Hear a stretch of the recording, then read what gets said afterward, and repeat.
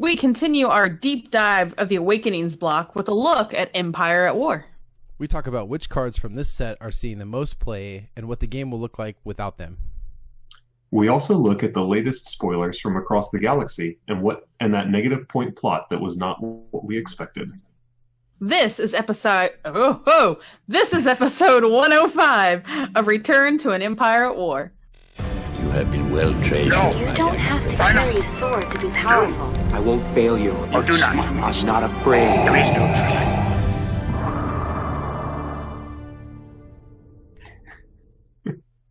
Hey, Impulse. Yeah, those channel crashers last time were pretty crazy, to say the least. Yeah, if we could avoid that on the little header thing as our latest follower is called that particular name, that'd be fantastic. That was great. I got a compliment out of it, so I'm okay with it. Hey, yeah, that's right. They thought Mike was hot.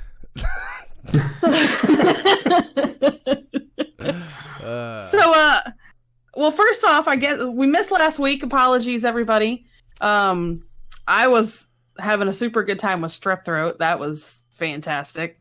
And Jason and Sarah welcomed their new baby girl, Ray, Thursday before last. So they are settling in at home with her. She is super cute.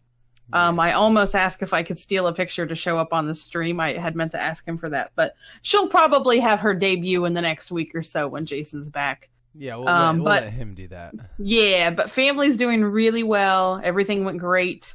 And she's cute as can be. So another little Jedi Force is out in the galaxy. Maybe dark side. We'll see. Maybe. I don't know. Or a Trekkie. She could just be Trekkie. I should just buy her nothing but Star Trek stuff and send it down No, there. Power Ranger stuff. You got to stick with the theme. That's true. There was a Power Ranger at her baby shower. I don't know if you saw that, Matt. They did some cute little table decorations, but yeah, that was so as you can see, we have Mr. Nice Guy Matthew Scott filling in for Jason this week. Thanks, Matt, for hanging out with us. Yeah, of course. What's new with you in Star Wars, Matt? I watched Star Wars Resistance, the new animated show. No spoilers. It's good. It's not. Yeah, that's good. It's not really what I expected it to be. You know, it's kind of a different show, but it's good. I think the animation will be a little bit for some people. I can see that. But I feel like every time a new Star Wars animated show comes out, I have to get used to whatever animation style they picked. So that's fine. Yep, I totally agree. I'll get used to it. It's pretty good. Totally agree. I haven't honestly seen a lot of people talk about it yet. No, I kind of missed it even. Yeah, like, because I'm in several other Star Wars groups. I'm sure you are too, online.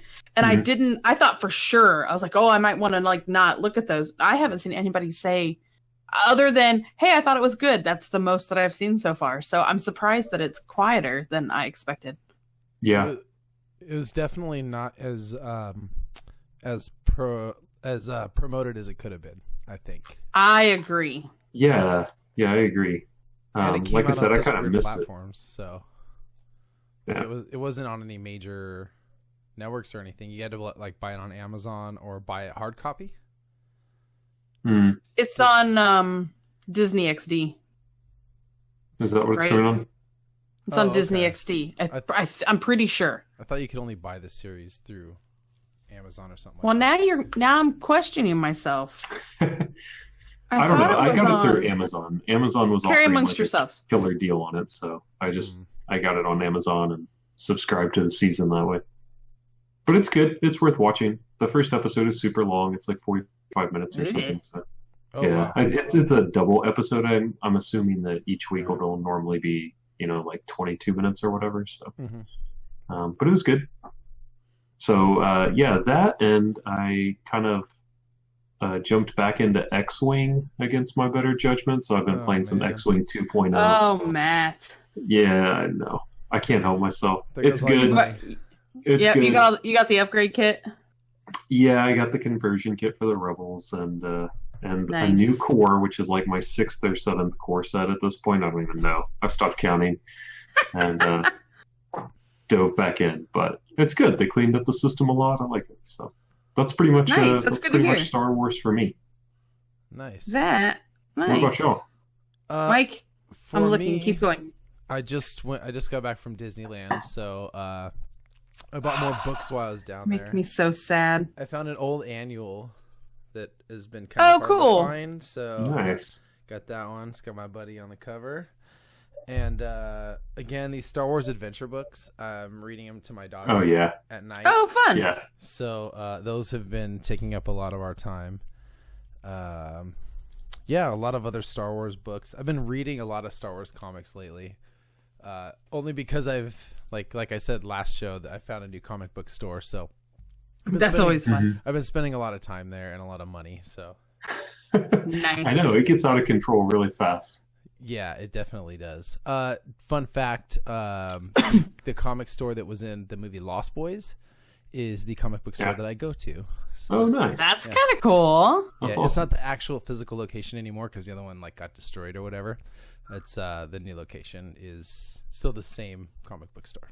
Fair enough. Nice. That's kind of cool. Santa Cruz Life. Nice. All right, I'm confirming that Star Wars Resistance does air on Disney XD. Oh, okay. But the Disney XD is not part of most basic cable packages. Anyway. I think everywhere is getting rid of it, so because Disney's gonna have their own Oh, I think so streaming too. service. Yeah. Yep. They'll get some more of my money. Wah, wah. Yep, exactly. As if I don't give them enough as it is. What's new with you in Star Wars, Kim? Well, not a whole heck of a lot. It's been, but being sick last week did not warrant itself to being able to play any games whatsoever.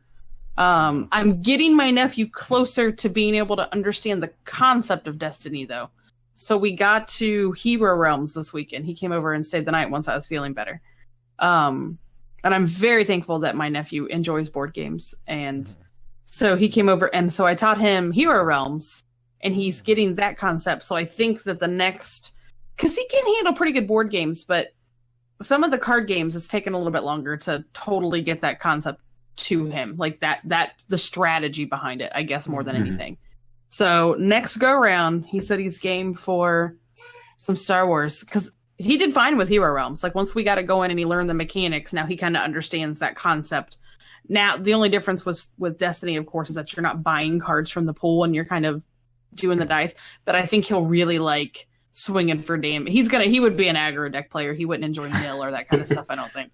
Like he likes to blow stuff up and kill stuff in any other game that we play. So but we did some champions in Midgard, so he enjoyed that a lot. So that kind of got the fighting dice rolling concept. So we tried to pick some things and slowly planting the seeds.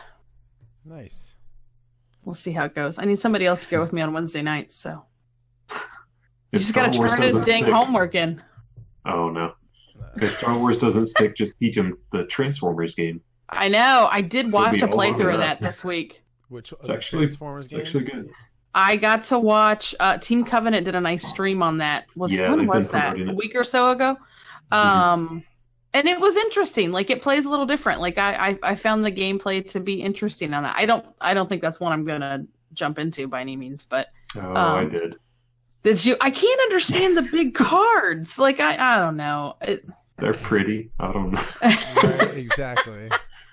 They They're look pretty nice. and foil funny. and, I don't know, giant. And they're going to have a Metroplex card that's like twice the size of those. Or Oh gosh. it's bigger than that, I think. Anyway, it's fun game. But the gameplay's interesting. The back and forth is a little bit different. Let me take that back, huh? You'll find what you need. What are you doing? Well, we're on to the news now. It got All right. Yeah. It just went with us whether we were ready to go or not. Is Jason controlling us from afar because we were off topic and he This just is clicked kind a of like button? when you get played off. Exactly. That part is over. They red light us for sure. All right, That's well, fantastic. let's move on to the news. First off, let's talk about the Roguish Charm article. So this is the spoiler article that we got today, right? From It FFG? did come out today. Yeah. Yep. Thank you for the timing, FFG. We appreciate it. Right, we actually got an article right when it dropped, and we were able to share it with y'all today. It's nice when they do that. Yeah. So There were a lot of good cards in this. yeah. Yeah. Just a quick overview. The article just talks a little bit about each card type, I guess, and then just individually a couple quick cards. And we'll go over to a slideshow, and then we can look at all the cards individually. Let's do that. All right, so first card we're looking at is going to be Lando. Lando's 11 health, 12 for a single, and 15 for elite hero. His die size. That's okay. Yeah, well, I don't know. We'll see who he pairs with. We'll see, right? Right. Yeah. His die sides are 2 range, 2 indirect, 1 disrupt, 1 resource, and interesting 4 resources for $2, and then a blank. And his power action is play a yellow vehicle from your hand, decrease its cost by 1, and give it ambush. If that vehicle is a Millennium Falcon, you may activate it. It's pretty nice. So showing another a little synergy card here, which is nice as usual. As they say on this card, this is very smooth and sophisticated. Of course. That's, I like that. That's Lando, that right? text in there. Smooth and sophisticated. Yeah, this has a little bit of everything on it, man. Yeah. What do you think about it, Matt? I don't know. It's interesting. It's interesting that they made him hero instead of neutral. Since like Kira and Han are both neutral, but that's okay. I kind of like that. Since all neutral decks are really hard to build. So if you wanted to pair him with Han, you'd have a really difficult time doing that. So if they were both neutral, so I kind of like that just from a mechanic perspective. I like the theme of his like double or nothing 4-side. But yeah, I don't know. His die's okay. It's all right. It's really a roll Lando in as soon as you can, and then decide what you're going to do with your resources in case you hit that 4 for 2. It's really what you're doing. Yeah. Which kind of puts his die, makes his die kind of vulnerable, but he's not exactly squishy at 11 health. Right. Yeah. 15 at elite still leaves you a lot of points for at least another elite character. I don't think you can fit 2 hero. You could if you wanted to go like a vehicle route, you could put him with a rebel pilot and somebody else. Would it be like 6 and 8 7? Point. Because rebel pilot's 7. Yeah, so you have 8 points left. Churn out the money for it. Yeah. I guess you could do Ezra and do like a rainbow vehicle with elite Lando. Like new Ezra, blue Ezra. Yeah, that might be okay. I don't know. There will be some interesting options for him. I think he's pointed well. His die has enough flexibility that you can go different ways with it. We'll see about his power action. Although you do have 3 different Millennium Falcons now that you can use that power action on. So I don't know. Well, for a little while, right? Right. Well, yeah, but then you'll have 2 still. Yeah, that's true. All right, moving on to the L337 droid Revolutionary. He is 8 health, 8 for single, 11 for elite. His die sides are 1 focus, 2 focus, 1 discard, 1 shield, 1 resource, and his text reads. She's gonna come through here and get you. Sorry. I don't. Do droids have? I think this one did. I feel like this one did. All right. Before this character is defeated, spot a vehicle support to attach this card to it as a 0-cost mod upgrade. If that vehicle is a Millennium Falcon, ready it. If this card would leave play as an upgrade, set it aside instead. So again, we're seeing more synergy with vehicles. This is kind of a whole card set that really works together, including the Millennium Falcon. This is so thematic, though. That's what's so cool about this card. Yeah, it is extremely thematic. And I dig it. To me, seems a bit OP. Maybe. The fact that it's a 0-cost mod, as long as you have a weapon or a support to put it down on, or a vehicle. Like that's Yeah, pretty but amazing. the thing about that is that means that your opponent chose to kill L3 first or early. Which, why would they do that? Like L3 doesn't really do anything, you know? Like Yeah. she's arguably, I mean, she basically just doesn't leave the game, right? Like, Right. so once you kill her, she just becomes a mod on a vehicle, which is really cool, but I don't feel like she's usually going to die first unless you kill her because you used Yeah. what's the yellow event that let's impersonate. So unless you do something like impersonate to move a bunch of damage to her, I don't really see her being a primary target. So That makes sense. I wonder how often you'll actually get that ability to trigger. But then again, she would be a super good target for impersonate because you get rid of 8 damage off a better character and you don't actually lose her die. Right. So, and how would that work though if she were elite? Would then both die move as a? Yeah. Because I feel like that's not really addressed. Somebody asked that on the chat, and the consensus of a couple of people was that it would probably just move over, including, I don't remember his name. One of the, he's not an FFG judge, but he judges a lot for Destiny tournaments Oh, I gotcha. at Gen Con and stuff. He weighed in on Okay. that and said, yes, you keep both dice. So Wow. I don't think that's Interesting. official, but it's a pretty good Mhm. clue. I that think we they'll might- have to clarify that at some point. Yeah, I mean, 2 focus is a very strong side. super good. Mm-hmm. There's nothing really bad on that die. Nope. Kind of just take everything. She's kind of like Maz's goggles, but as a Right. character. Hmm. That die is pretty close to Maz's goggles. And inexpensive at 8 points. Could definitely fit Yep. into a vehicle deck really easy. Mm-hmm. Mhm. All right, moving on. Cool. You want to take this one, Kim? Third on the list. Kira, right? Yeah. So Kira comes in with 11 health, which I think is totally fair. 13 one dice, 16 elite, which I'm not sure if that seems a little high. But she's got 2 range, 3 range for $1, a mill side, 1 resource, and then a +2 resource, which is pretty nice.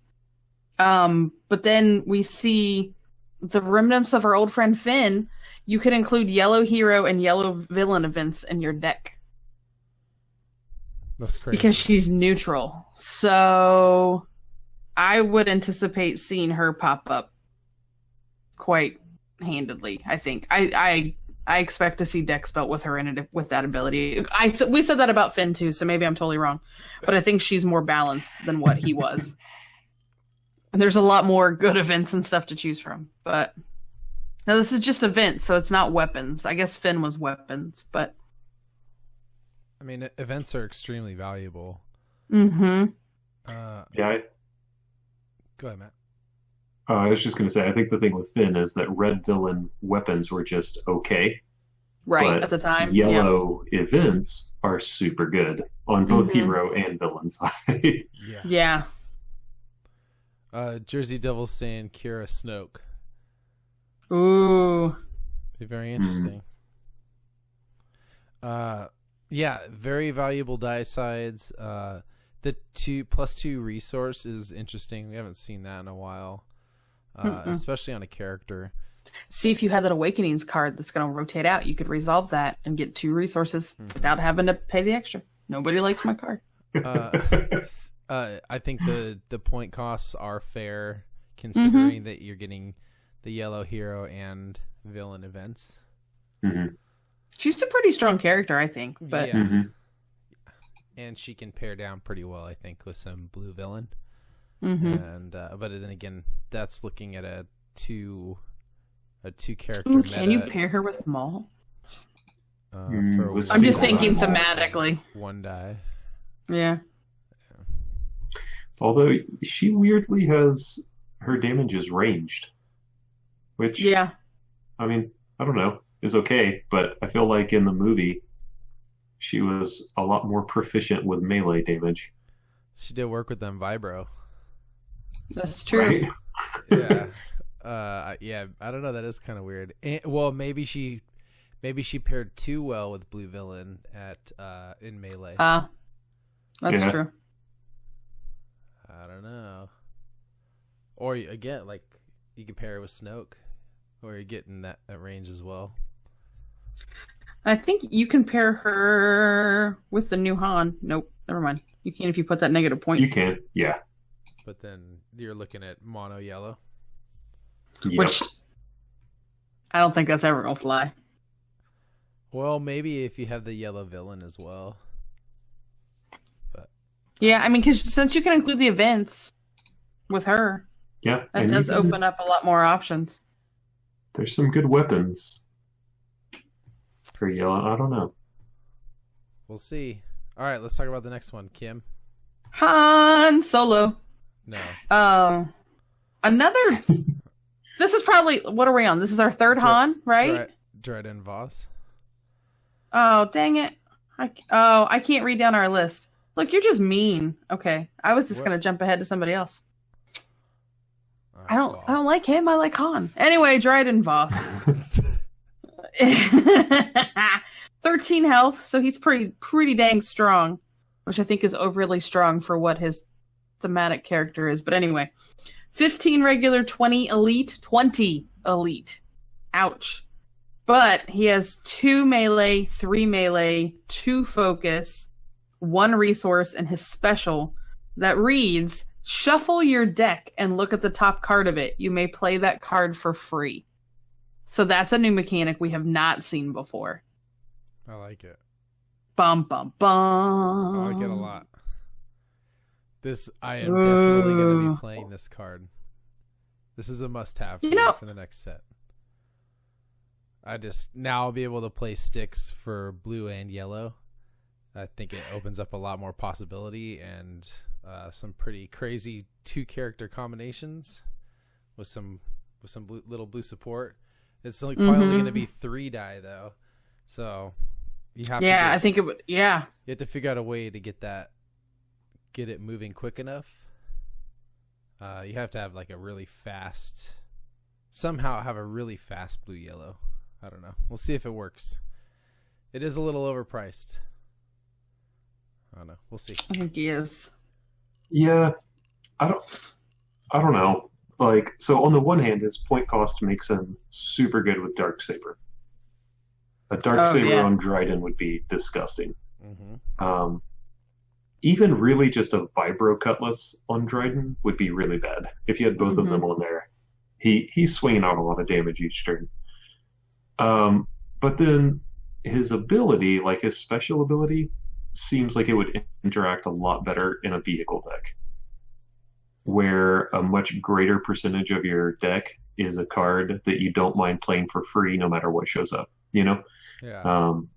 But in a normal damage deck, like I feel like more of your deck is events and stuff that are situational. So you hit his special and like the top card of your deck is a hidden motive, you know? Okay, maybe that's good. Maybe that's okay, but it might not be ideal, especially not at the cost of one of his dice. Whereas if you hit a planetary bombardment or something, that's obviously worth throwing down for free. So I don't know. I don't know who you pair him with. That's the only problem. I'm trying to see right now. Bazine is the only one that you can pair him with Elite, I think, and then you have a weird mono yellow deck that Right. We already cautioned again. Orinda at single die. Anakin at single die. Yeah, Orinda at single die would be good. Okay, that's actually single die Orinda. That might actually not be bad. Yeah, that's kind of crazy, actually. That's actually not. So do you think you'd chalk this deck full of weapons then? I mean, like if you're really wanting to hit that ability for the biggest bang for your buck and you're not going vehicles, would this be? Would we see like a ramp up of a high number of upgrades in a deck?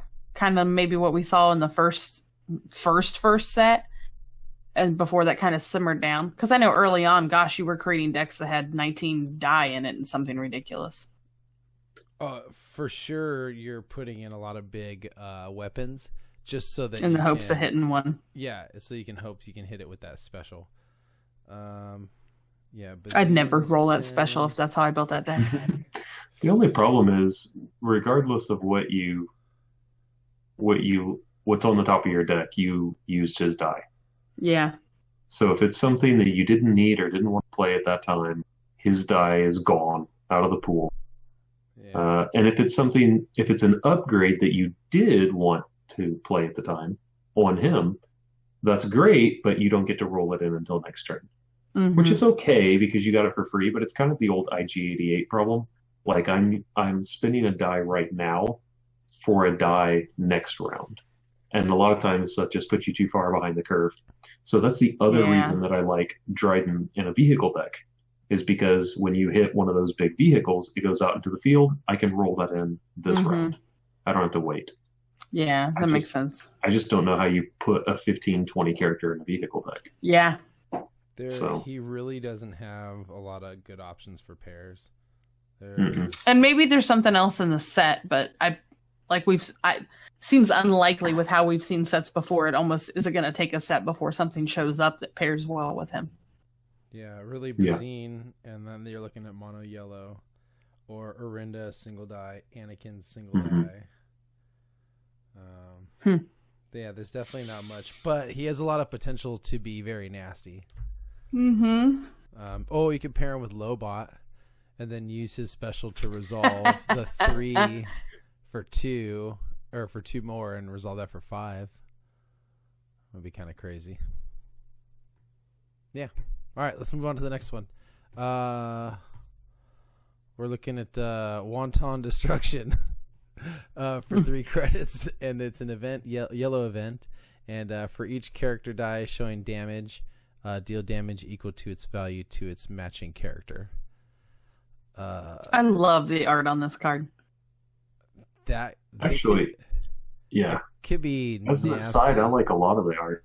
Yes, me too. They definitely feel like this set they've stepped their art up. They stepped it up. Yeah, it's good. Yeah. For someone that's 3 wide or something that's looking to excuse me,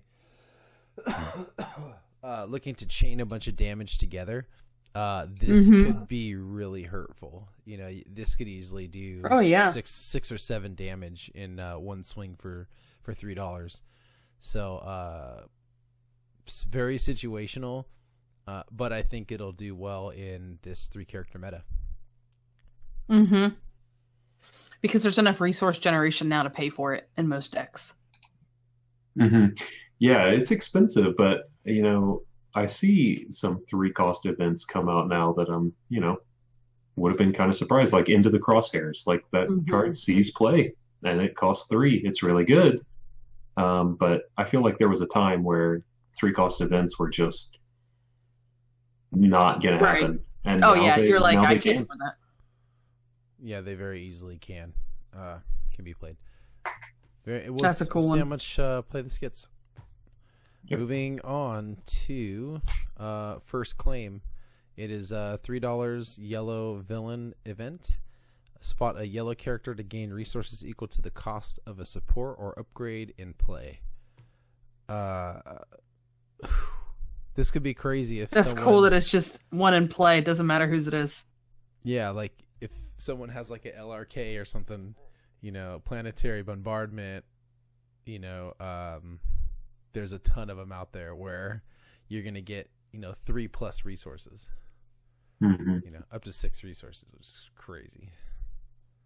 Right. And it's got to at least be worth, I mean, if you're already paying 3 to play this, you got to at least be netting a couple off of it, I feel like, to make it worthwhile.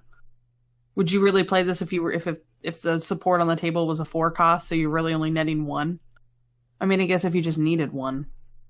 Yeah. Is there a way to play? No, I don't know any way to play a yellow villain event for less. Unless you have Dryden and you flip it to the top and get to play it for free. Ooh. Yeah, and if you're playing this, towards the end of the turn where your opponent's already claimed, and you're not worried about, stringing a turn out, you can play this to net one more resource. I mean, even a single resource gain can put you over the edge to play, a big drop vehicle or something like that. If you were doing a lot of yellow events, then you could include Streetwise in your deck and play this for 2. Ooh. Okay, there you go. Which is not bad, I guess. No, and especially if you're getting 4 resources for 2. Mm-hmm. That's good. All right, moving right along. To No Allegiance. This is a plot card. -1. Include only if you have no hero or vehicle characters on your team. Each of your neutral characters has +1 health. So this one you could play with Han, the new Han and Kira. Mm-hmm. Maybe it's where my brain was earlier, because they're 1 point over, I think. I think they're 31, but they're both neutral. So this was almost sort of very neatly tucked in the packaging for you. And then that bumps them each up a health, which is not a negative impact, which I think is what we thought these negative plots were going to cause. But I mean, there's a restriction. It's got to be neutral characters, and you're not going to. So this is a very rare circumstance that that's going to happen. I will say it right now. This is the biggest letdown I've ever had on the hype on this card on negative plot. Like everybody, and then we're like, what's it gonna be? And then it's like, here you go. Nobody cares. Like maybe like in the chat they're saying draft gold, and that's true. Oh yeah. In draft, this is gonna be cool. In draft, I might take it over a character because I'm perfectly happy with Anakin Lobot Ketsu, which you can run in draft. So I open up a pack and I see this in my first set, and nothing else that really calls out to me. I can see myself drafting this just because then you don't have to worry about drafting a character. Yeah. Like at that point, like you're done. Oh yeah. Now it's just upgrades and supports. Yeah. So. This still though, like the biggest letdown, I think. Everybody was so stoked off the negative plot. Yeah. Nobody thought this was going to be. I mean, and this is just the first one, so there could be more in the next coming. I hope they don't just throw one out there this set and that's it. But yeah, I would say it's not what we thought it was going to be yet. No, I agree that this, +1 health each is huge, but it's not that huge in a constructed format, I don't think. Like with what your options are, I don't know. I'd have to look into the deck building around neutral only. Yeah, it's going to make it extremely hard, like we just talked about, to build a deck neutral only. I think. Yeah, there's not a lot of options for you there right now. So somebody on our Facebook page earlier suggested Kira with 3 Jawas and no allegiances. Comes up to 31 points, but no allegiances takes it down to 30. So single die Kira and 3 Jawas. Oh my gosh. And Kira was yellow, right? Yeah, she's yellow. So all you have access is to yellow, hero, and neutral. But you get hero and villain because of her ability. So you get yellow, hero, and villain events, and then only neutral weapons, which is a little Oh, that's funny. That's so weird. I think it's just funny. Yeah, I mean, I think this plot was clearly made for Han and Kira. Hold on. And that's it. Yep. Yeah. I agree it was kind of a letdown, but also I'm also kind of glad to see them taking a measured approach with it, because I feel like you could put some pretty negative stuff on a negative point card that had no restrictions, and you could still create some monster combos that we don't want to see. Yeah. So I'm kind of glad that it's highly restrictive. Hold on, we're having a little issue with the slides here.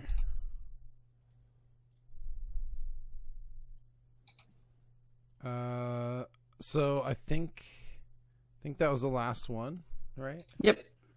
Yeah, because the other ones that were in the article, the Falcon and the Escape Pod, we actually got to spoil for you at Nova.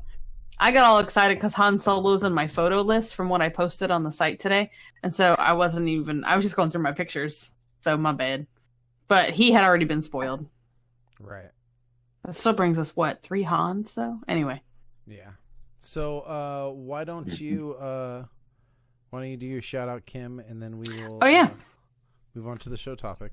Yeah, the only thing I'd say on this is I hope this may be, like right when they get close, they start doing these articles like this where it's all the colors of those. So maybe we'll have a new one next week. Maybe. Yeah, maybe.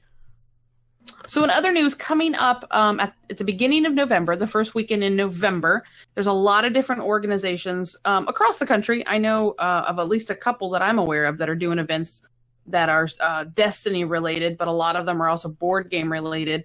And it's supporting Extra Life, which is a really cool charity. I definitely recommend, if you haven't heard of it before, go check it out. I'm surprised if you haven't heard it, if you're into gaming in your local area. A lot of shops will do 24-hour game-a-thons to raise money.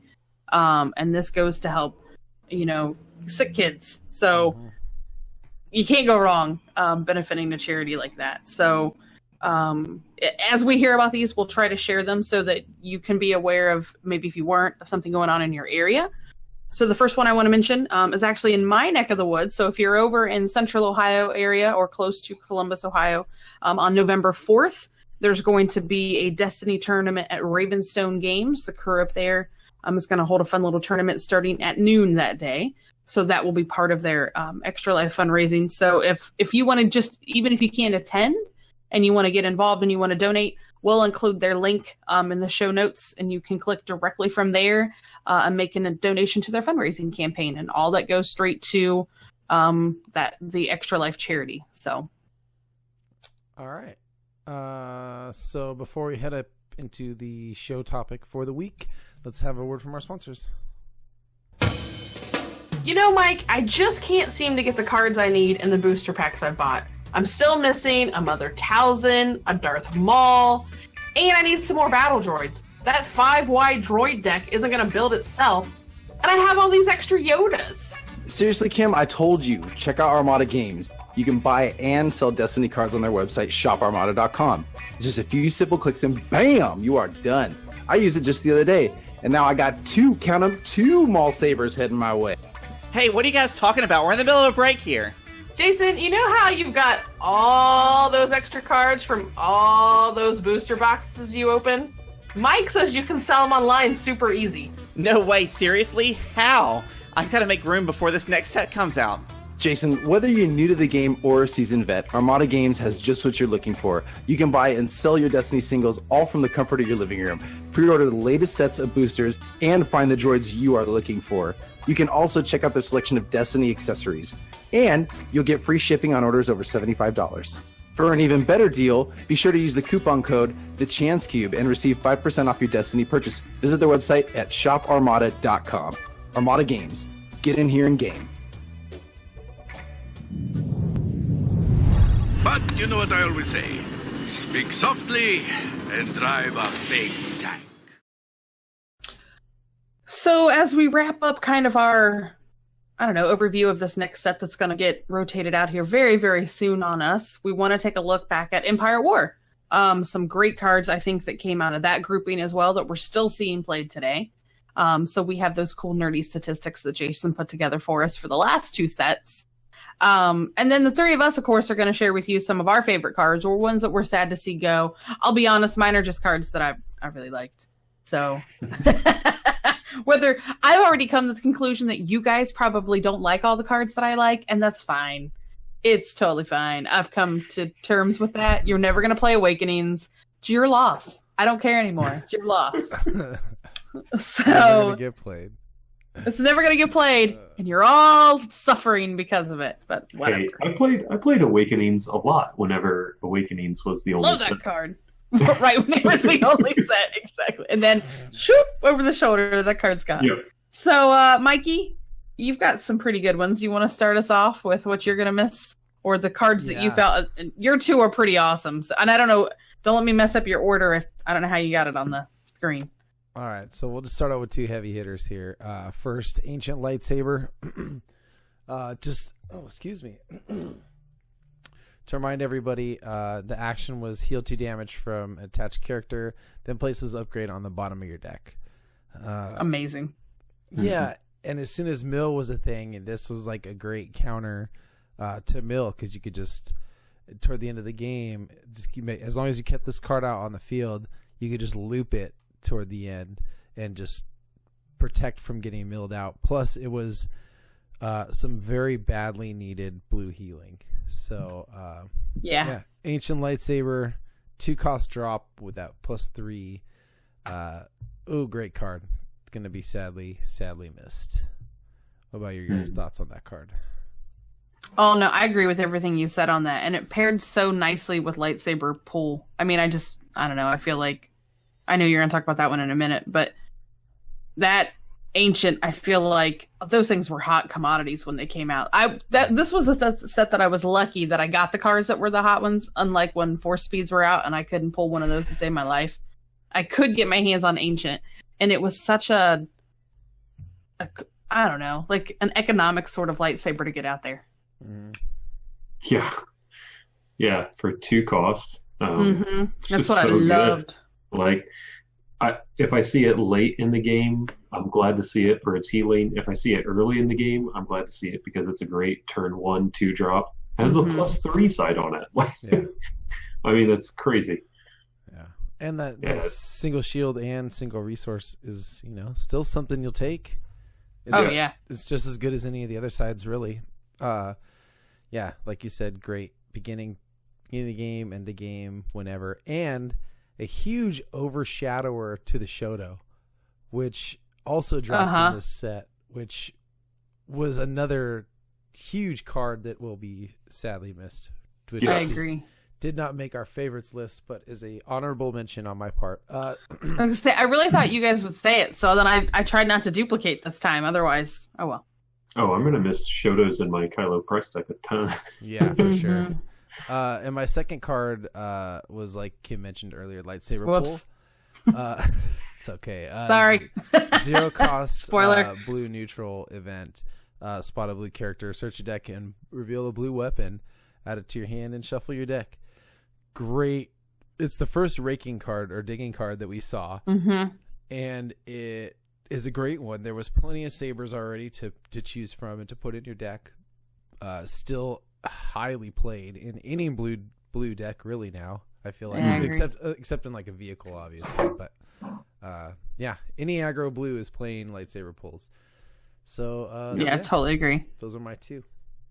I remember how excited I was for lightsaber pull. Like just the concept of it, that I could finally go out there and at least grab a weapon. Like if I'm hurting early on in a game and not getting a lot of weapons, if I can get lightsaber pull, at least I can go get one. Yeah. And that was such a cool mechanism to add in there with shuffling that, digging, pulling, and then shuffling the deck. Yeah. I will miss this one for sure. I liked it as an inclusion instead of 2 weaker blue weapons. So like if you had like X number of weapons that I wanted to include in my blue deck, let's say it's 8 or 10 or whatever, and you're looking at the list and you have a solid number that you really want, and then there's the 2 that you're like, if it came up I would take it, I guess, right? But lightsaber pull you include instead, and it becomes whatever you want. Yeah. So if that's what you happen to draw turn 1, then it's whatever weapon you want in your deck, which is amazing. Yeah. It really is Agreed. another weapon slot, Yep. All right, moving right along. Let's talk about Kim's picks. All right. Do you have them in that, just so I don't go out of order? Yes, they are in that order. So I'm gonna pull them up in order so that I don't pull what I did a minute ago and get excited about a picture that's on my phone that isn't even on our discussion thing.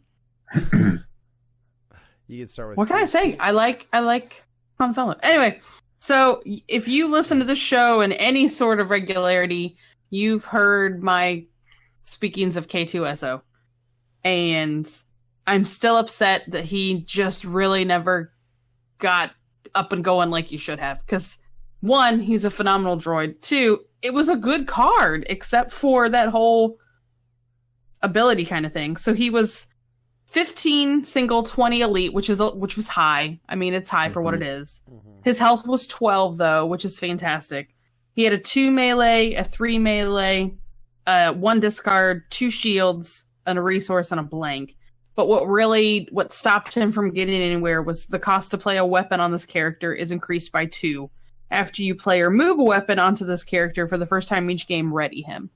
So there was some ability there to play there were some things that weren't weapons that you could get down on him, but Makashi training was one that I think I put out a lot.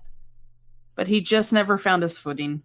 And so I'm sad to see him go without as much fanfare as I feel like he deserved. His card was ridiculous. That +2 on it, weapons. So excited. Made no sense. 20 cost. He had no pairing and no red event or upgrade real support for sticks at least. Yeah.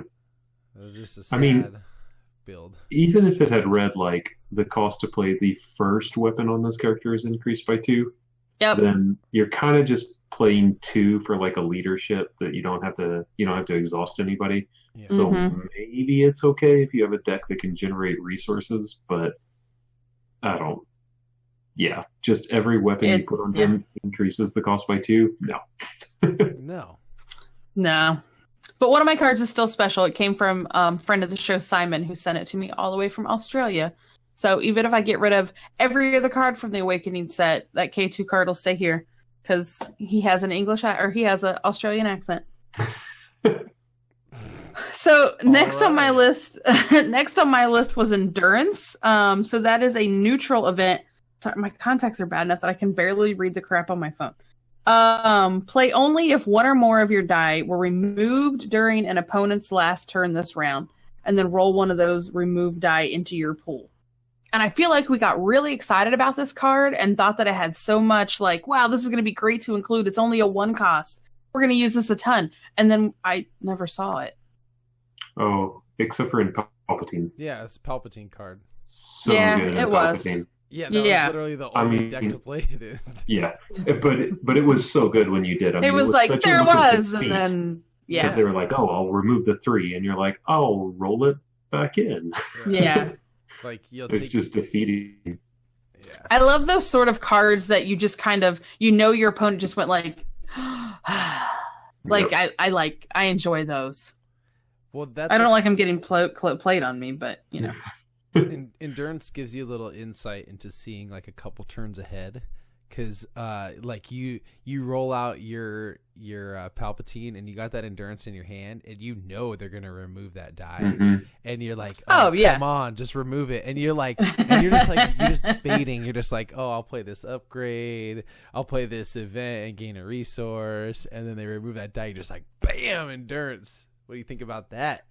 It's definitely a table flipper for sure. Yeah, like that card a lot. Those are kind of fun when I'm on the right side of those. Yeah, when you're on the right side of it. Right. The other side is when I flip the table. But so the last card was one that I just thoroughly enjoyed, and I joked and said a lot of times that was I appreciated them making a card just for me to throw in the deck, and that was Roll On. Yeah. So that was a 0 cost, right? Neutral event that allows you to re-roll one of your dice. Then you may re-roll that die, and then you may re-roll that die again. And I'd still hit blanks all 3 times. But there was a lot of joking with my local community that this should be included as a 2-up in every deck I build, no matter what. So that holds a little special place in my poor dice rolling heart. Nice. That shall now go away. Great card. Oh, wow.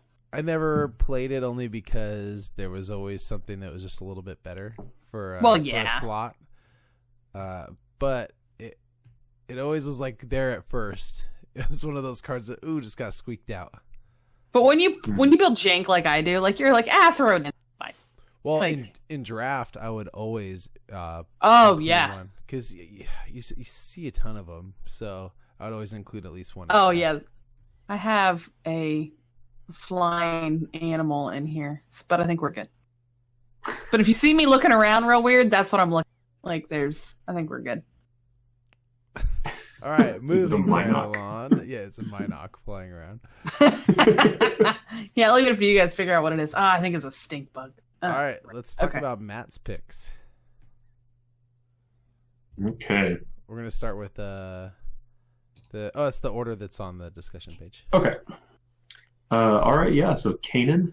Kanan I really love from Rebels in general. So seeing him come to the game was great, but his ability is just so good. All right. So his die is okay. It has a 1 range, 2 melee, 1 focus, 1 disrupt, 1 resource.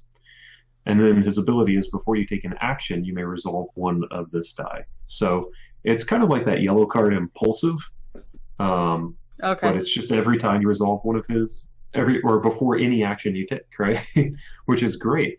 So that 1 focus side in particular, if you have that 1 focus sitting on the table, and some other dice out there, then before you resolve, say, melee damage, you can use his focus to flip another die, which is really good. Or if you have mixed damage types, let's say you have his 1 range showing and then a whole bunch of melee, you can resolve all of that at once. Yeah. It's just such a good ability. And unfortunately for him, at 10-13 and being blue, he was just quickly replaced by Yoda.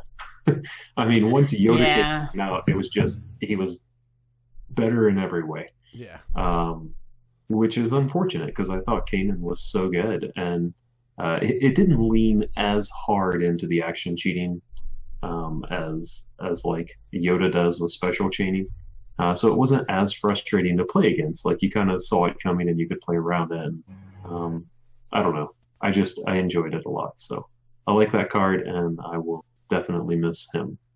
Yep. He will not be missed because I hated sitting across from him. That's fair. I mean, his mixed damage die sides were like not an issue because in 1 turn he could resolve both of them. So it was very actually scary. Not only was it not an issue, it was almost an asset because what is that blue removal card that allows you to remove all of your opponent's dice showing a side that's on one of your blue dice? The name is escaping me. Help, chat, help. Yeah, right. I don't know. Anyway, it's super good on him because if you roll in his ranged side, I would just leave that sitting there if my opponent has range damage. Like if you're playing a range damage deck, Force Misdirection. Thank you, chat. Yeah. If I have Force Misdirection in hand and he rolls into his 1 range and I know you have a ranged deck, I'll just leave that there for a while until I can use it. So just a really decent die considering what he had available to him and a really good ability. Nice. Do you want to and then next is, I was going to say, we already talked about Ancient Lightsaber, so let me just say I echo that. Super good card. And then my third one was Pinned Down. That's the 1 cost red event that says spot a vehicle to remove a die. Anytime that I was going to make a vehicle deck, and you're sitting down to look at what cards go in it, I would pick Pinned Down, I think, before I would pick vehicles. Like, I know I'm going to have 2 things in my vehicle deck. I'm going to have a red character, because the red cards for vehicle are too good, and I'm going to have Pinned Down. Just automatically. Like, spot a vehicle, which I can do turn 1, and remove any die. Like, there's no restrictions, Doesn't matter the value, doesn't matter the symbol, just remove it. So I'm going to miss Pinned Down a lot. But you don't get a whole lot of restriction-free removal. So when you have access to that, it's just super good. Agreed. This card should have read something like spot a red character and a vehicle to remove a die for how good it is. I don't disagree with that. Yeah. Hero and villain both play this card as equally as hard. They can do a lot of damage with this card on both sides. Yep. Totally agree. Great picks, Matt. Great picks. All right, let's move on to some nerdy statistics. Nerdy stats. Nerd alert. Jason did some stats for us. Empire were at the 2018 U.S. Nationals top 32. 24 unique cards were represented from this set. 3 characters, 2 battlefields, 7 events, 4 supports, and 8 upgrades. So that's 9.17% of draw decks were Spirit of Rebellion. So let's move on to talk about the 3 characters. And as you can guess, Sienna, Thrawn, and Bazine were the 3 characters. Yeah, with Bazine being 4, like having 4 being represented 4 times, whereas Thrawn only 3 and Sienna 1, which surprised me a little. I guess I expected Thrawn to be higher. Yeah, it is very interesting. I don't know. Bazine is just so, her point cost is so nice. Yeah, I feel like she had a last minute. Yeah, like she got real popular there at the last minute. Yeah. And that special, it works great in the very beginning of the game. I mean, especially on 3 wide, that 9 damage over the course of 3 turns, obviously, but still. Yeah, Mean Car Bazine didn't get a lot of play in the beginning. She was very overlooked, but is seeing a lot of play at the very end of her life. It's because her outfit was so bad on her card. Yeah. And then Thrawn and Sienna, both vehicles, right? Yep. We're gonna just see them played in a lot of vehicle. Thrawn maybe more in a control style, but I think at Nationals it was more of a vehicle style. Can we talk about how I'm not going to miss Thrawn, like, at all? Not even a little bit. Like, we can rotate him tomorrow. Like, the rest of the set can stay for a while, but Thrawn, goodbye. Not sad to see him go. Thrawn was one of those cards that if your opponent playing Thrawn had a good grasp on the meta and deck building and knowing what was going to be in your hand and in your deck at any given time, would just chew you up. Yeah. Yeah. And take any wind out of your sails just by pulling a single card. It was always very, very tough sitting across from a strong Thrawn player. Yeah. Yep. Like we talked about Ancient Saber earlier, and how good that is even in your opening hand. And it's just so frustrating when you sit down across from Thrawn, turn 1, and you're playing an obviously melee deck, right? And they call 2. And you have that Ancient Saber in hand, and you're like, okay, well, there goes that for the whole game. It's so annoying. Or you got a Shoto in your hand, or you got any 2-drop that's gone. Yeah, tough. Or all that said, I hope that this paves the way for them to put a melee Thrawn in. I want to see the like Thrawn that we see in Rebels, that can just tear people up. Yeah. You could even do a ranged Thrawn and just be a little bit heavier on the vehicle side. Just like support. So you'd be like a ranged and focus, or like a ranged focus resource, something like that. That'd be good for vehicles. That's funny. All right. Let's. Anything else about these characters you want to talk about? See you guys. Peace. All right. Let's see. So Battlefield's next, right? Yeah, Battlefield's next. Do you want to go? Only over those 2 ones? of those. You want to talk about those, Kim? Sure. So we've got Fort Annex had 2 instances showing up. Weapons Factory Alpha though had 9, which I think is pretty high for a Battlefield given how many we have to choose from. Vehicles. Lots of Yeah. vehicle decks. Yeah, that goes to show you how strong the vehicle decks were, I think. Yeah. And a clear choice that for event. vehicle decks. Yeah. Other It than actually playing... makes you. Go ahead, Matt. No, go ahead. Oh, I was going to say, other than playing something like a moisture farm to try and get resources, this is like the only wise choice for vehicles, I think. Yeah, that's what I was going to say. Like, what is the new auto-include Battlefield for vehicles after this rotates? I don't even know. I mean, maybe we'll see a new vehicle one within the next couple of sets, but... Yeah, and if you're unfamiliar with that, when that Battlefield is while you control this Battlefield, the cost of the first vehicle you play each round is decreased by 1. So that's why. Let's let's see. In the Do you want to hop over to? Oh, go ahead. While you control this battlefield, each of your characters have the Guardian keyword. That was very underutilized, and I think now in this 3-wide meta, this would be a lot more viable. When we had it in a time of a 2-character meta. So yeah, I agree. Bad timing on that one. Maybe we'll see a reprint of these later on or something like that, or like a new Weapons Factory beta 2.0. Yeah. 2.0. All right. Yeah. Any last words? She gone. No. Let's talk about events. Matt, you want to take these? Sure.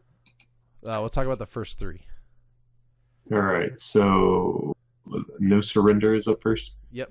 Reroll one of your blue dice showing a blank. Then you may resolve it. 0 costs, neutral. I have to say this is not one that I ever really used. I can see it being super good. There's a lot of blue dice, especially on the villain side, that have a lot of blanks. So I could see it being reliable, but I'm surprised that it made the list for Nationals. It only there's only a 1. That just means 1 copy if I remember Jason's nerdy statistics correctly. Yep, 1 copy. Which is very interesting. And then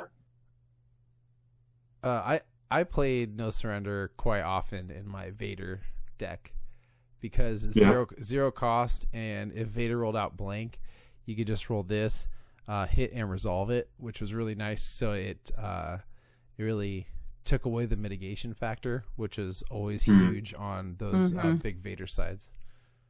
So sadly, I will miss No Surrender for sure.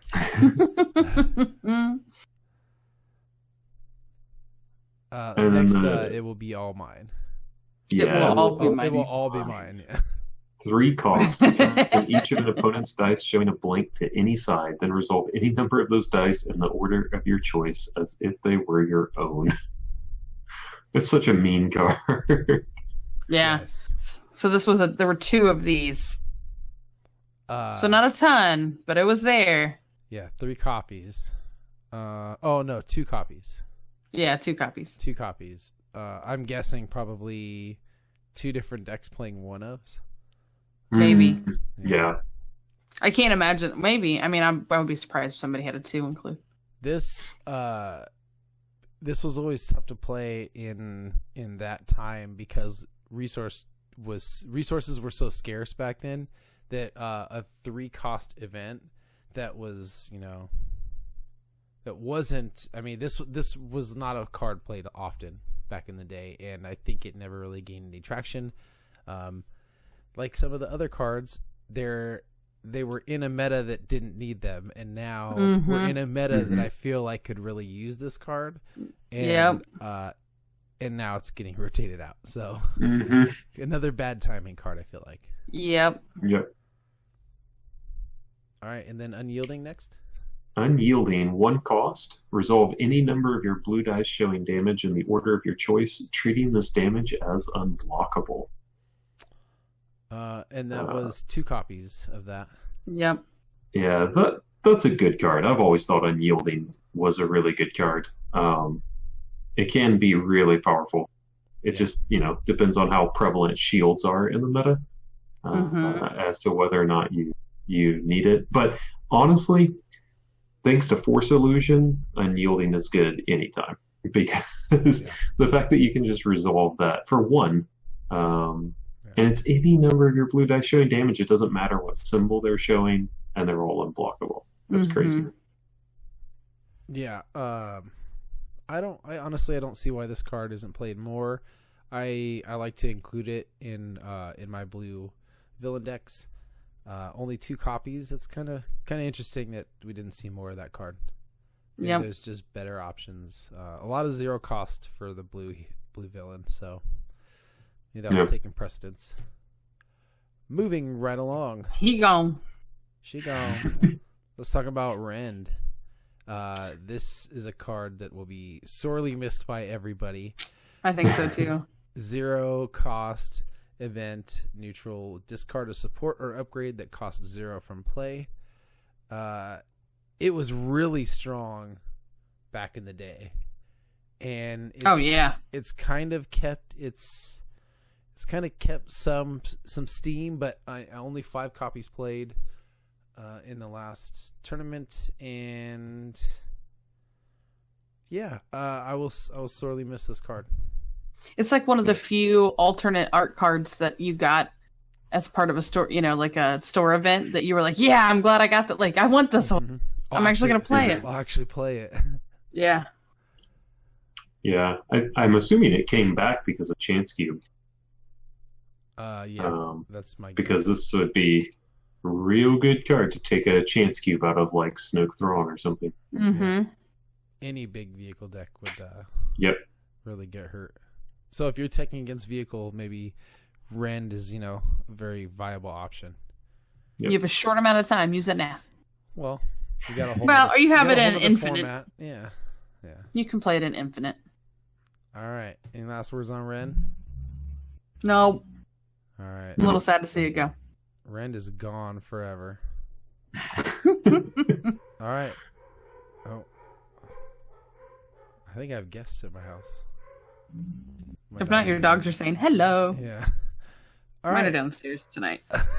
So we are talking about some red neutral cards. Fallback and Pin Down. Fallback is a 4-cost neutral event. Each player may choose 1 upgrade starting with you. Discard all upgrades from play that were not just chosen. Oh, that card hurts if it gets played against you. You kind of just go, what? Yeah. I think I've only ever had it played once against me.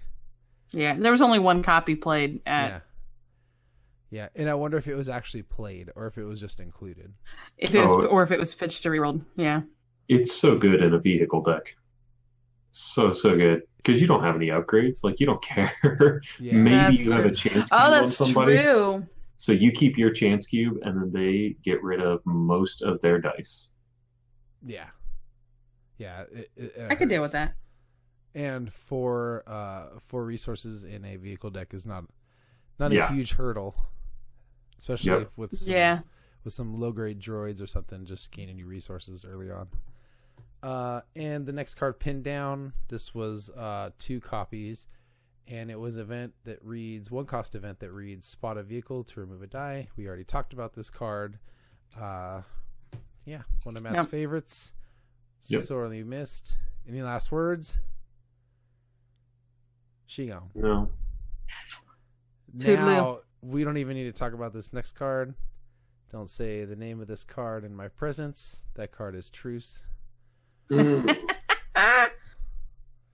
Neutral. I feel like this card has been played against me so many times and has always worked in the opponent's favor, and it was when I didn't need resources. And that's when they're supposed to play it, Mike. Yes, I know. And that's for everybody out there who is in the podcast land. Truce, if you don't know, is a 0-cost yellow neutral event that reads each player gains 1 resource, and it is ambush. So just, for a little situation, you'd play this, and then you would gain enough resources to play some sort of ambush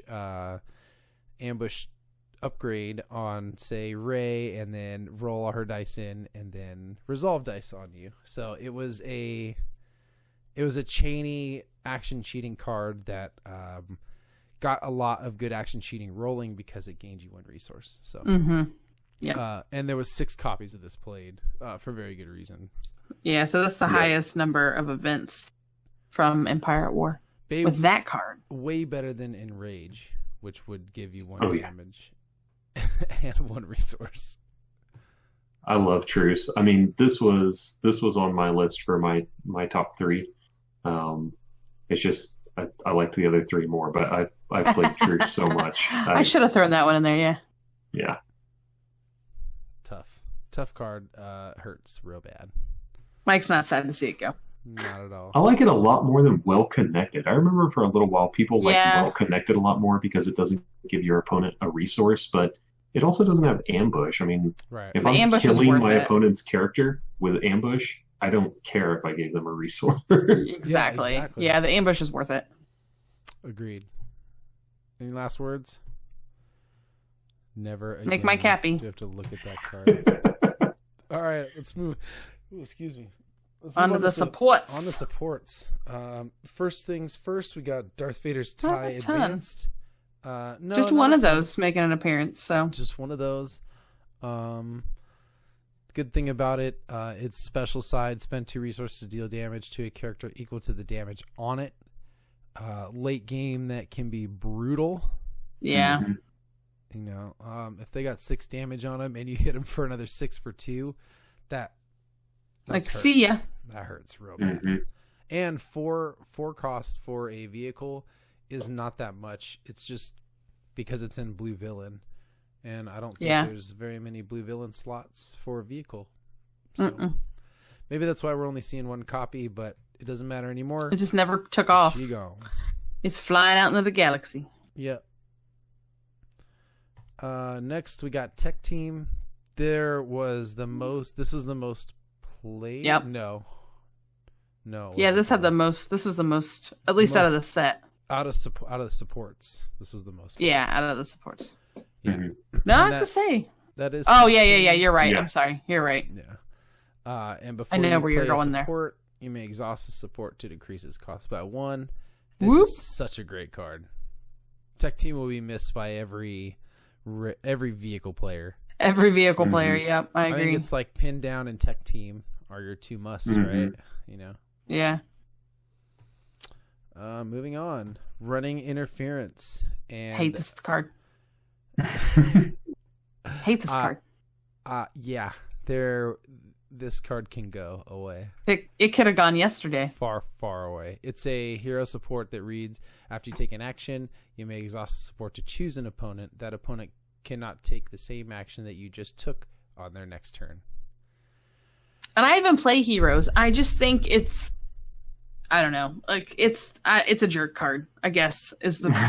I'm not calling you a jerk if you played it. I'm just saying, like, it just is one of those, like, man, that's a crappy move. And I know that that's what competitive card games and stuff is, but I'm not a take that. I'm playing the wrong game clearly, but when I play board games and stuff, we don't do a lot of take that.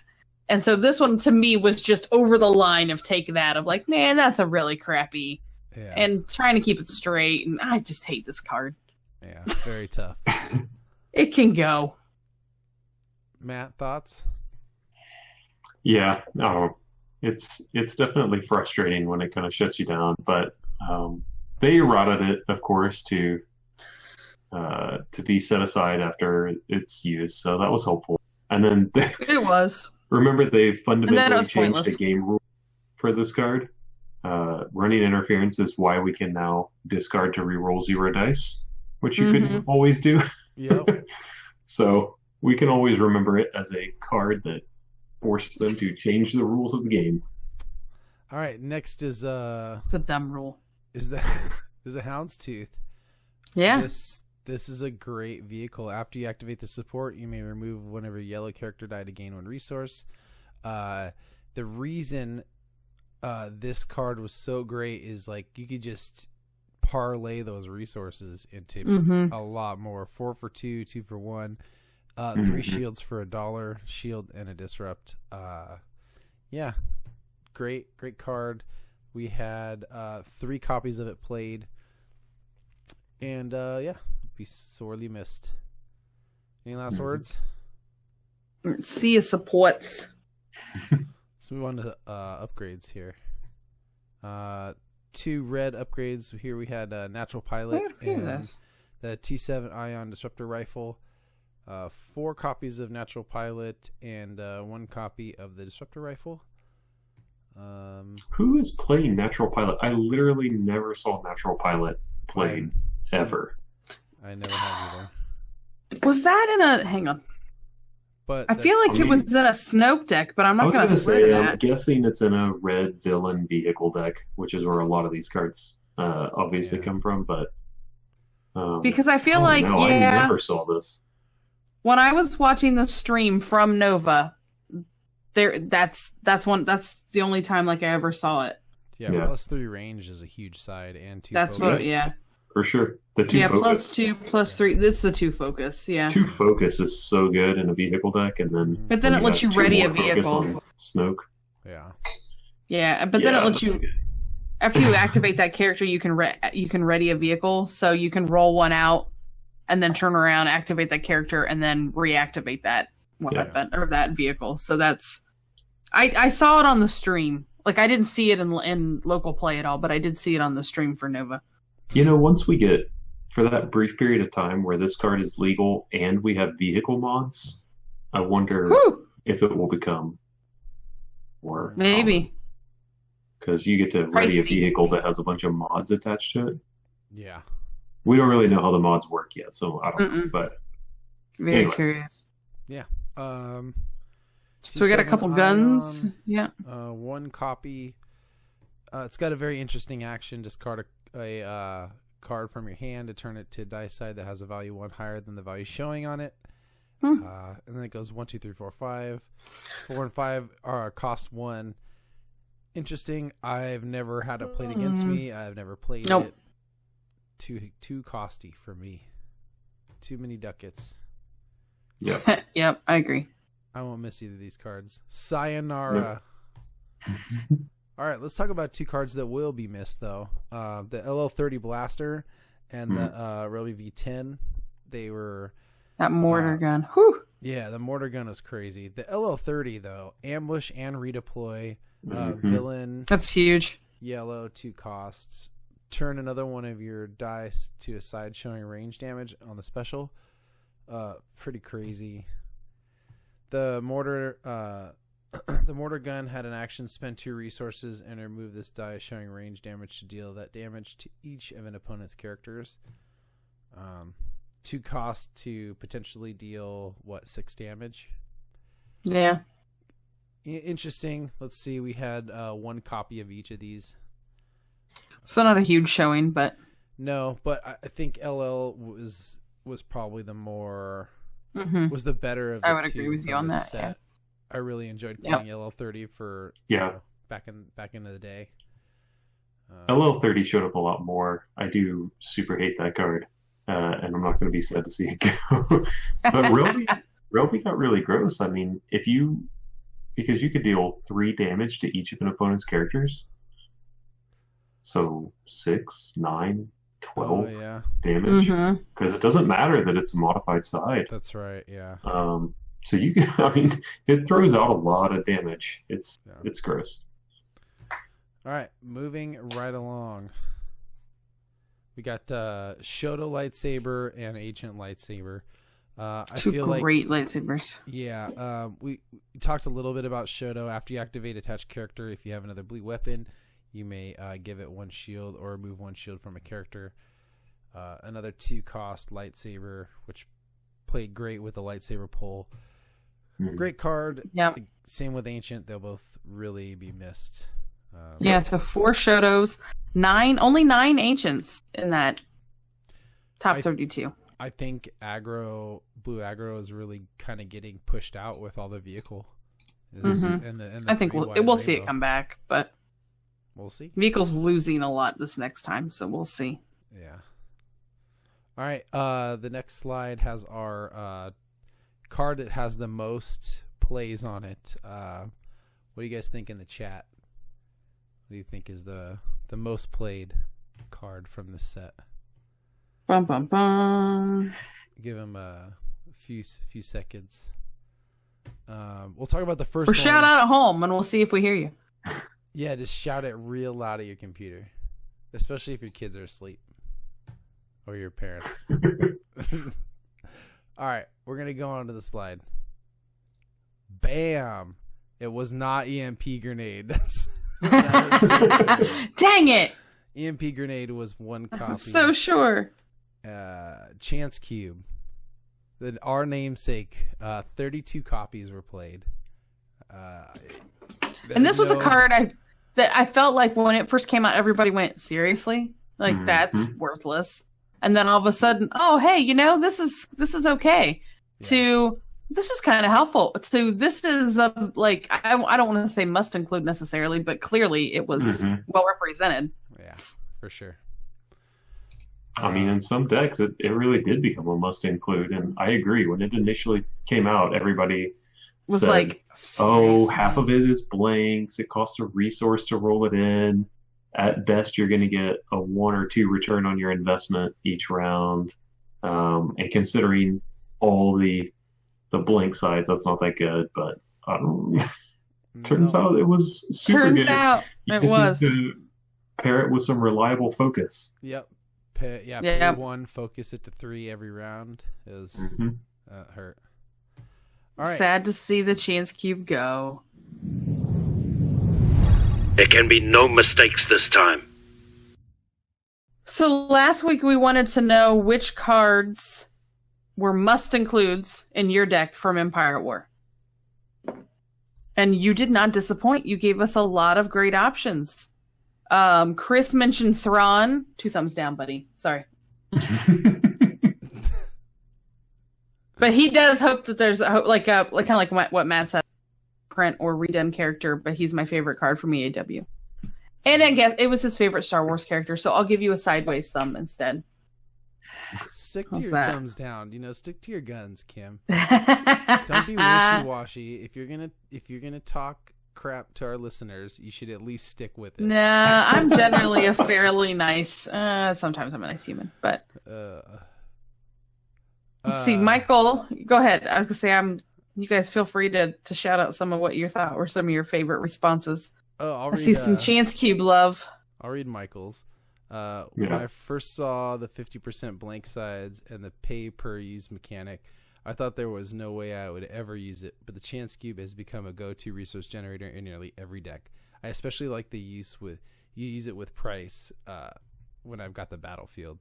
Yeah, pay so 1, just like what we were saying, 4 resources reliably is a lot, and she can always last at least 2 turns. So you're gonna see 8 resources out of her. She did her job for sure. Oh yeah, yep. Let's see. Todd says Electrostaff. You liked that one. Yeah, it saved Mace for me. And it goes in all my Executor and Magna Guard decks. Plus, it's a great 2-cost weapon with 3 sides. It is a great 2-cost weapon with 3 sides. Yep. Ooh, David had mentioned something we didn't talk about, the ID9 Seeker Droid for 7 Sister decks. Those used to be the thing, man. Everybody wanted a Seeker Droid die. Do you have any? Do you have any extras? Are you selling some? He also mentioned Shoto and Ancient Sabers for blue decks.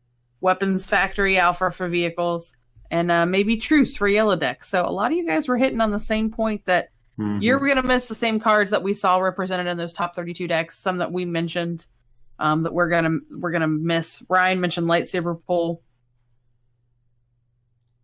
See, I don't want to tie up. I know we're running a little long. I appreciate everybody putting such great answers out here. Tim mentioned Rally Aid, which didn't come up. So not going to be sad to see that one go, actually. Not at all. Yeah. No. Yeah, Ken mentioned some of the best vehicle tech team, Rally Aid, Pin Down, outside of the hero vehicles. Yep. Hero vehicle decks are going to take a little bit, I think, to fiddle back up. Like, they're losing a lot of stuff with this rotation. They are. All right. Well, it's another week and another question. Kim, take it away. So this week, the wonderful Mr. Nice Guy Matt over there is going to post on our Facebook page with the recent discussion regarding community-driven destination events. What type of event would encourage you to travel for this game? I know several of us have traveled for this game to mostly FFG-sponsored events. So what kind of community destination events would you travel to? Personally, for me, I like big Destiny events, but then I also want events that have other games as well. Yep. I don't want to just play Destiny. Yep. So I'm thinking more of I'm with you on that, Mike. Like I would be driven to go like that's put together at a convention where there's additional things that make the cost of travel balance out a little bit more. I think that will be the challenge. Either that or we do a lot of regional stuff so that it's close to that particular area within the US or down in Texas, over in California, whichever. But right. But is there something else that would get you to travel? I'm not asking you. I mean, I guess what would get, is there something that would get you to travel? I'm in Ohio. Is there something that would get me to travel all the way to California because it was worth it for that destination kind of community-driven event? I like the idea of community-driven events. We've got a great community out there. I think we could do it if we just put our heads together. How about a Destiny cruise? Ooh, that would be fun. Dice Tower does it. Other small groups do it. Yeah. I'd do it. Until you throw your dice into the sea. Dude, that would happen. I wouldn't even throw them. I'd just be like, whoops. It'd be like that lady at the end. Whoops, I can't play whoops, anymore. with the necklace. That would be me. And then you're just on a cruise for like a few days with no Destiny dice. But then there could be worse things. Yeah, there could be worse things. I think I'd be fine with that. All right. Well, let's hear all your lovely people answers. Head over to our Facebook, and there'll be a post pinned at the top, or you can leave your answer, and maybe you'll get it read on next week's show. So I think that's about wraps it up for this week. Make sure you follow us on all the social medias. Awesome. At the Chance Cube on pretty much everything. Yep. Matt, if people want to find you or talk to you or send you hate mail, where do they go? Probably through the Chance Cube Facebook page is the easiest way. Or you can email me, Matthew@thechancecube.com. At Mr. Nice Guy. At Mr. Nice Guy. Well, that's what we need to make. I'm sure it's at Mr. Nice Guy 42 or something is what we're going to have to make. And we'll do Matt, thanks Nice Guy. Thanks for sitting in with us, buddy. We appreciate it. It's always fun. Always a good time. Yeah. Mike, my buddy co-host, always a pleasure. Thank you, Kim. Have a good one. And we'll see you guys next week. Same bad time, same bad channel. Peace out. This has been The Chance Cube, a Star Wars Destiny podcast, a non-profit organization dedicated to building community through gaming. Visit our website for all things Star Wars Destiny, including our Price Watch, Meta Tracker, and latest articles from the Chance Cube family. Find our latest videos on YouTube, follow us on Facebook, Twitter, and Instagram, and visit us at patreon.com/thechancecube. Your patronage allows us to grow this program and help us give back to the gaming community by sponsoring events, giveaways, and supporting our own community building initiatives. This is Mike Hill, the voice of the Chance Cube. Thanks for listening.